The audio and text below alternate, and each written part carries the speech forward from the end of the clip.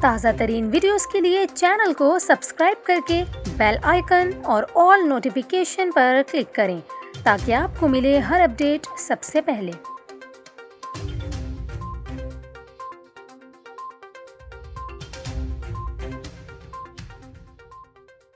السلام علیکم، آپ دیکھ رہے ہیں نیوز 24/7 اردو اور میرا نام ہے کومل خان۔ امید کرتی ہوں ناظرین آپ سب خیریت سے ہوں گے۔ آج کی اس ویڈیو میں ہم آپ کو کراچی کے حوالے سے ایک اچھی خبر دینے جا رہے ہیں، کیونکہ ویسے تو کراچی کے لیے کچھ اچھی خبریں سامنے نہیں آتی۔ آپ بھی کراچی سے متعلق اچھی خبریں سننے کے منتظر رہتے ہیں، کافی زیادہ کمنٹس کرتے ہیں کہ جب بھی میں آتی ہوں کراچی کے لیے کوئی بری خبر لاتی ہوں، تو میں نے سوچا کیوں نہ آج کراچی کے حوالے سے ایک بہت اچھی خبر سامنے آئی ہے تو آپ کے ساتھ شیئر کروں۔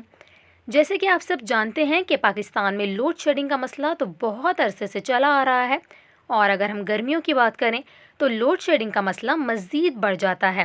لیکن اب کراچی والوں کے لیے اچھی خبر یہ ہے کہ گرمیوں میں کراچی والوں کو لوڈ شیڈنگ سے نجات ملنے والی ہے، کیونکہ وفاقی وزیر برائے توانائی عمر ایوب نے خوشخبری یہ سنائی ہے کہ رواں سال موسم گرما میں کراچی کو 450 میگا واٹ اضافی بجلی میسر ہوگی۔